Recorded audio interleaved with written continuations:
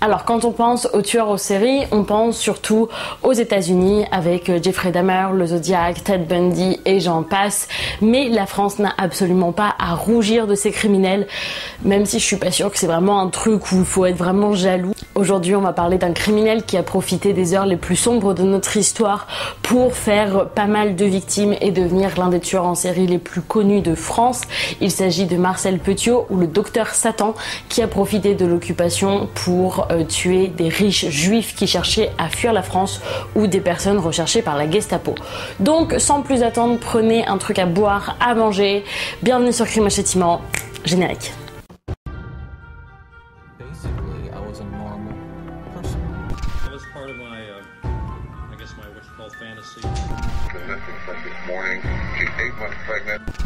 My gun was under the seat.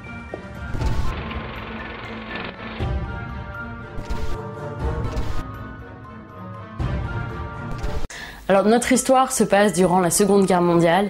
Bien entendu, on ne la présente plus, c'est l'un des conflits internationaux qui a laissé le plus de cicatrices sur la face du monde, des cicatrices qu'on a encore aujourd'hui, si on passe de Hitler et sa solution finale ou aux millions de juifs qui ont été exterminés. Et en fait, durant cette occupation de la France par les armées ennemies, eh bien, dans tout ce contexte un petit peu particulier de mort, de guerre, etc., Marcel Petiot, lui, il va commencer à devenir l'un des tueurs en série les plus prolifiques de France et il va cerner un petit peu cette opportunité pour faire encore plus de victimes. Tout commence le 11 mars 1944. En fait, les voisins ont prévenu les pompiers parce que depuis quelques temps, il y a des fumées avec des odeurs un peu pestilentielles qui s'échappent de l'hôtel particulier du 21 rue Le Sueur, qui est une maison à l'abandon depuis peu. Et du coup, après avoir prévenu le propriétaire, le docteur Marcel Petiot, les pompiers décident de rentrer et de voir d'où vient cette fumée, s'il n'y a pas des victimes, etc. Et là, ils descendent dans la cave et c'est complètement l'horreur. Alors oui, là franchement on perd pas de temps, on plonge dans le vif du sujet. En fait, ils vont découvrir des dizaines de corps calcinés, des cadavres humains, des membres qui continuent à brûler dans les chaudières. C'est un véritable charnier, une véritable hécatombe et l'odeur de décomposition est telle qu'il y a par exemple de jeunes policiers qui vont se précipiter vers la sortie pour pouvoir vomir leurs tripes sur le trottoir tellement la vision et l'odeur est insoutenable. Alors là on a plusieurs versions, mais nous on va prendre vraiment la plus plausible. En fait, c'est que au moment où les pompiers sortent de l'hôtel, sortent de la cave, Marcel Petiot arrive en bicyclette et vu qu'il voit des policiers, il décide on va prendre un petit peu la version prudente. C'est-à-dire qu'en fait, il se fait passer pour son frère, Maurice, et il dit qu'en fait, tous les cadavres qu'ils ont retrouvés dans la cave, ce ne sont simplement que les cadavres de nazis ou de collaborateurs. Et en fait, il faut bien savoir qu'on est en 1944, que Paris n'a pas encore été libéré, donc clairement, il va un petit peu brosser les jeunes policiers dans le sens du poil, il va faire un peu revivre leur fibre patriotique, et après, il dit qu'il va aller prévenir son frère, et il part. Donc là vraiment dès le départ, on cerne bien un petit peu son côté manipulateur parce que même si c'est le suspect numéro 1, il est parti mais franchement personne n'allait l'arrêter en fait à ce moment-là. Donc les policiers continuent à aller un peu fouiller la maison et en fait au fond du jardin dans la cour, là ils vont retrouver également des dizaines de corps rongés par la chaux vive dans une ancienne fosse septique et donc bon, déjà horreur, il y a vraiment un véritable charnier, on va dire à ciel ouvert en plein cœur de Paris et quand ils vont fouiller un petit peu plus les étages de la maison, ils vont retrouver quelques 72 valises avec plus de 600 kilos d'objets, dont plus de 1700 pièces d'habillement. Mais avant tout ça, qui est Marcel. Donc il est né en 1897 à Auxerre et sa mère avait déjà dès le départ des troubles psychiatriques. Et en fait, c'est un garçon super intelligent. À 5 ans, il arrivait à lire comme un enfant de 10 ans. Le problème, c'est qu'il était vachement turbulent, vachement violent en fait. Il s'amusait à étrangler des chats ou alors à les ébouillanter avec de l'eau chaude. Donc vraiment, dès le départ, on se doute que si un enfant est violent avec des animaux, on est sûr à aller, 95%, que bien vite les animaux ça va pas lui suffire et qu'il va vouloir bientôt faire mumuse avec ses petits camarades. À la cour de l'école, là encore, il avait des comportements super étranges. Il distribuait des photos à caractère obscène à ses camarades. Il avait même tiré une fois un coup de feu en classe avec le revolver de son père. Donc vraiment un enfant turbulent, violent, compliqué. Dès le départ, on sent bien qu'il va un petit peu mal tourner. Il va être arrêté à ses 17 ans pour des petits crimes, des petits vols, et on va lui diagnostiquer c'était compliqué à dire. Diagnostiquer une personnalité bipolaire, anormale et inadaptée socialement. Et du coup, après, il va abandonner ses études et s'engager au front lors de la Première Guerre mondiale cette fois-ci. Seulement, il va être blessé au pied. Du coup, au final, il ne va avoir fait que 6 mois sur le front. Mais à l'intérieur du camp, il continue quand même à voler et du coup, les psychiatres vont un petit peu s'intéresser à son cas. Là, on va le diagnostiquer comme étant neurasthénique. Du coup, c'est un syndrome de fatigue chronique, mais également déséquilibré mental, dépressif et avec des tendances paranoïaques. Donc, clairement, c'est un bon petit cocktail Molotov. Très intéressant. Retenez bien ça par contre pour l'instant parce que on va voir que lors du procès, tout va être chamboulé. Bon, je vais passer un petit peu ses états de service, c'est pas le plus important. En fait, il va du coup arrêter l'armée et retourner à l'école. Et en fait, très clairement, il va se servir de sa médaille d'ancien combattant pour pouvoir retourner à l'école, malgré le fait qu'il soit un petit peu déséquilibré mental et que normalement sa place était dans un internement psychiatrique. Là, non, au contraire, il va décrocher son diplôme de médecin en 1921. Vraiment, encore une fois, il va passer tranquille comme une lettre à la poste. Du coup, il va s'installer à Villeneuve-sur-Yonne, il va ouvrir son cabinet et en fait, il va construire sa réputation en dénigrant les 2 médecins qui sont déjà sur place et vraiment, il va avoir une bonne popularité dans le sens où il va vacciner les plus démunis, etc. Mais à côté, il va quand même continuer de voler ou même de faire des fraudes à l'assurance. Quelques années après son emménagement à Villeneuve-sur-Yonne, une grande affaire éclate, du moins à l'échelle de la communauté du village.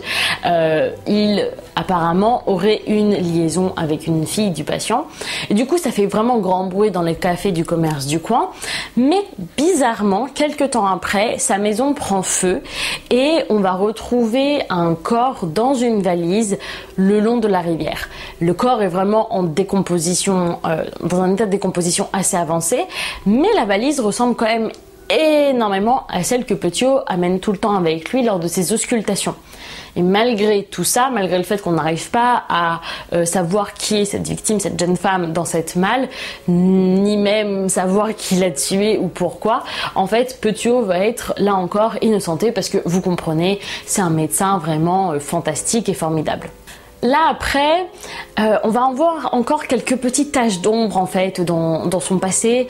Une potentielle amante qui va être retrouvée calcinée et assassinée à coups de marteau, ou alors un potentiel témoin gênant qui, selon le certificat de décès signé par Petiot, serait mort d'un anévrisme. Donc bon, on se dit qu'il y a des choses qui ne sont pas vraiment claires là-dedans. Du coup, il a quand même pas mal de petits scandales qui commencent à entacher sa carrière et il se dit que c'est mieux de prendre du recul, de quitter Villeneuve-sur-Yonne pour s'installer à Paris, la capitale qui est beaucoup plus grande quand même. Et c'est là que va commencer sa longue série de victimes. Du coup, Petiot, qui a quand même quelques appétences assez particulières pour le crime, se dit que la guerre et l'occupation, ça peut lui donner le moyen formidable de se faire pas mal d'argent et assez rapidement. En fait, il se dit qu'il va créer un faux réseau de passeurs pour permettre à des riches juifs ou des personnes persécutées par la Gestapo de pouvoir échapper aux nazis en les faisant passer la frontière. Son premier test, son premier cobaye, on va dire, c'est Joachim, un fourreur juif, et c'est son voisin en fait. Et il avait demandé à Petiot s'il connaissait pas quelques techniques, quelques petites astuces pour pouvoir passer la frontière. Du coup, Petiot lui se dit que c'est vraiment le moment idéal pour mettre son plan à exécution. Et du coup, tard le soir, Joachim arrive au 21 rue Le Sueur avec une valise contenant tous ses diamants. C'était l'équivalent quand même à l'époque de 2 millions de francs, c'est quand même plus que conséquent. Et en fait, il ne passe pas du tout la porte dans le sens inverse. Et ça va être vraiment le premier d'une longue liste. Du coup, courant juin 1942, il va devenir le docteur Eugène, c'est son nom un peu de passeur dans le réseau clandestin, ou pour nous le docteur Satan, parce que c'est vraiment là où ça va être l'apogée de son crime, de sa série. En fait, il va demander du coup à ses clients, en échange de pouvoir les faire passer en Argentine, de venir la nuit avec des valises contenant tout leur or, leurs diamants, leurs bijoux, leur argenterie, etc. Et du coup, forcément, les habits pour pouvoir vivre en Argentine.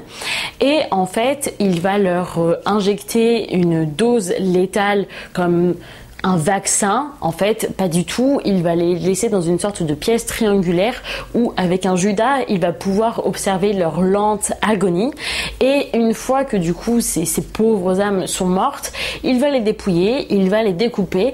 Et là, il va avoir plusieurs options.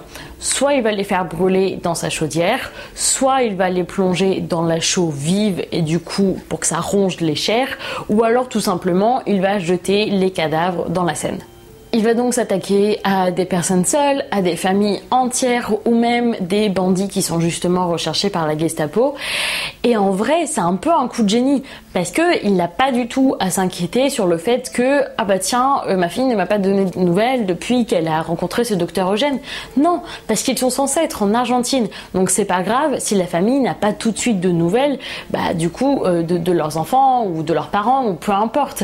Et c'est ça quand même qui est assez fort. Et il va profiter vraiment de tout le contexte de la guerre, de l'occupation, de la peur inséminée chez la population pour pouvoir rajouter une petite couche d'horreur et décider de tuer encore plus de victimes comme s'il n'y en avait pas assez. Son réseau marche bien, voire même trop bien, parce que ça met un petit peu la puce à l'oreille de la Gestapo et il va être torturé pendant des mois par les Allemands dans la prison de Fresnes. Et en fait, on va lui demander des noms, mais des noms qu'il ne connaît pas parce qu'il n'a pas de lien avec la résistance. Du coup, on va le relâcher en 1944 parce que bon, au bout d'un moment, on n'a pas de preuves, on va pas le garder pendant je ne sais pas combien de temps. Du coup, on le relâche. Là encore, on peut voir quand même qu'il se faufile entre les mailles du filet. On aurait pu l'arrêter beaucoup plus tôt, mais jamais ça n'a été fait. Donc on en vient à notre introduction du début, le moment où les pompiers rentrent chez Petiot, découvrent le charnier et découvrent l'horreur que le 21 rue Le Sueur contient dans ses entrailles. Et du coup, pour rappel, Marcel, lui, s'est fait passer pour Maurice et il est parti en bicyclette. Et du coup, pour s'enfuir, il va intégrer la FFI, les forces françaises de l'intérieur. Donc il va rentrer dans la résistance et il va prendre le surnom de Valérie. Et pendant des mois, il va se cacher. Forcément, la police sait que c'est Petiot qui est à l'origine de tout ça. Elle a bien vite découvert que ce n'était pas des nazis ou des collaborateurs comme il avait dit au départ, que c'était clairement des personnes innocentes et que même si c'était des nazis, à quel moment est-ce qu'ils viendraient avec des valises entières de bijoux chez Petiot ? Il n'y a pas d'explication en fait. Du coup, la police sait très bien que Petiot n'est pas du tout celui qu'il prétendait être au début. Et donc, il va se cacher pendant des mois. Et là, la police va avoir une petite ruse. En fait, il va être cramé parce qu'il y a un journal qui va afficher en grande une Petiot, le petit soldat du Reich. Et Marcel va pas du tout aimer ça parce que il y a quelque chose quand même assez commun entre les tueurs en série, c'est qu'ils aiment beaucoup la gloire et ils aiment pas du tout que leur si beau travail, leur belle œuvre soit dénigrée de cette façon. Du coup, il va demander un droit de réponse au journal, mais ce qu'il ne sait pas, c'est que le journal n'a été diffusé qu'à Paris et dans les banlieues et du coup, s'il demande ce droit de réponse, c'est qu'on se doute qu'il est du coup dans ces environs. On va donc l'arrêter et ce qui va s'en suivre va être les procès, l'un des procès les plus médiatisés de la Seconde Guerre mondiale. Ça va être l'un des procès criminels les plus importants de cette période. Et du coup, du 18 mars au 4 avril 1946, il va être jugé devant la cour d'assises. On va lui imputer 27 homicides, donc avec vol, guet-apens, préméditation, dont 12 juifs et 4 proxénètes avec leurs prostituées. Mais Petiot, encore une fois, au tout début, il va dire que non, c'est des Allemands, c'est des collabos, c'est des nazis, donc il n'a absolument pas à être devant la cour, que tout ce qu'il a fait c'était pour le bien de la France et que au contraire, on devrait même le remercier d'avoir fait un tel travail, on va dire d'épuration en tant que résistant. Et en fait, on se rend compte que son mobile, c'est vraiment purement l'argent. Et alors, ce que je veux dire, c'est pas du tout juridique ou scientifique ou criminologique, peu importe, mais je pense que l'idée quand même est assez compréhensible. Pour moi, en fait, c'est un tueur en série rationnel, dans le sens où toutes ces victimes, c'est pas lié à sa haine des femmes, c'est pas lié au fait qu'il était maltraité quand il était enfant, c'est pas vraiment un signe extérieur du coup de sa folie, et c'est même pas en fait mué par un antisémitisme, pas du tout, c'est purement l'argent. Il les a tués parce qu'il voulait du fric. C'est vraiment très terre à terre en fait. Durant les auditions, il va être très insolent, il va répondre un peu à la volée au tribunal, il va même jusqu'à s'endormir.